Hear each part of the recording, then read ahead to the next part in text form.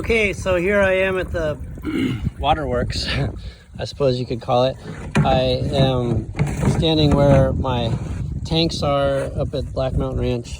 I've got this one tank that is my own, and the rest of them are for different purposes. But this is a spring-fed tank that is my water system for my field that's down on the bottom that I'll show you in a little bit. If you could look way up on the hill there, up to the straight ahead, there's a hill with some trees at the base of it. Over to the left, there's some more trees, and they go kind of up the side of the hill. The spring starts all the way up there and then feeds down here, and the distance of elevation between here and there is about 70 feet, and then down to this tank right here. And then from the tank down to my field, which is down below there, which I'll show you in a little bit, is another 70 feet or so. So you can see the lines coming in. This one right here is the line coming in. You can see to the left. I've got a shut-off valve in case I need to do any maintenance on the system. And the water comes in from gravity, and it flows into the top, which is what you just saw there.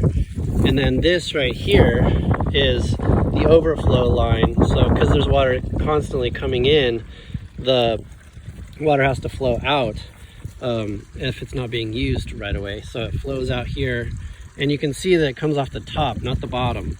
So it comes off the top, and then we just have it flowing out over the ground right there that goes down to the creek. You can kind of hear it flowing through this pipe. And then this is my line coming off of it at the bottom. And this is 2-inch PVC, schedule 40. And then that's a schedule 80 valve, although I would recommend using brass valves if you can afford them. They're a lot more expensive, but they last a lot longer. I just use a wrench for this, like this kind of a plumber's wrench, to open and close the valves. They've both broken off over the years because of misuse and because they're not enclosed in anything. I also would recommend trying to enclose your entire water system if you can do it. So this line, it basically just goes all the way down down into the ground, and then all the way down to my field. And reason why I use 2-inch PVC is because 2-inch PVC has a larger diameter.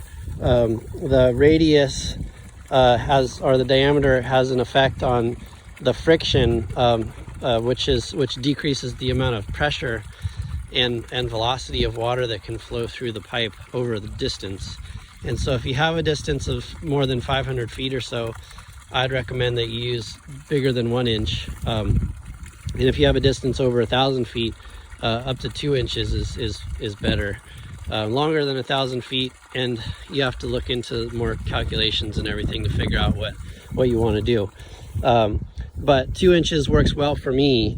From the top up there where the spring is down to here, like I said, it's about 70 feet. So there's some pressure because of that. But then once you get to the tank, you have to restart that elevation, or what's called pressure head. So the actual elevation that I'm using to calculate how much pressure I have down at the field, down below, is the elevation starting from this tank right here, not from all the way up there. That'd be great if I had the tank all the way up there and then I was pulling off of that. I'd have twice the amount of pressure basically. But because my pressure starts at this tank right here, which is the bottom of this, my line comes out the bottom of the tank.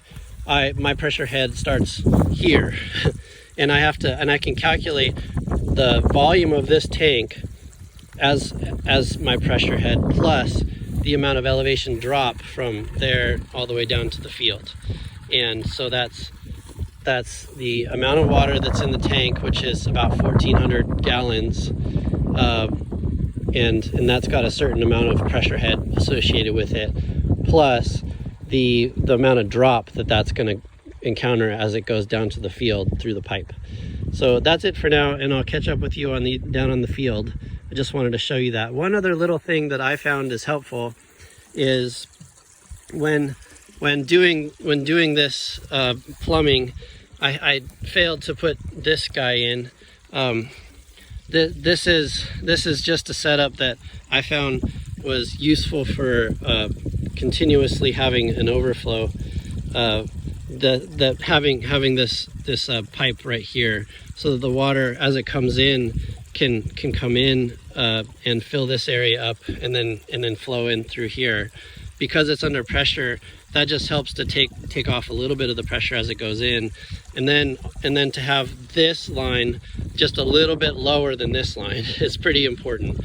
So when you plumb it in, make sure that the siphon off or the overflow is just below, as low as just below you can get it as the inflow, and that way you'll have kind of like a really even amount of loss. It's good to have a little air at the top of the tank, so that you can have so it doesn't explode. Basically, water, it does expand a little bit because of temperature, and as the day gets hotter or whatever.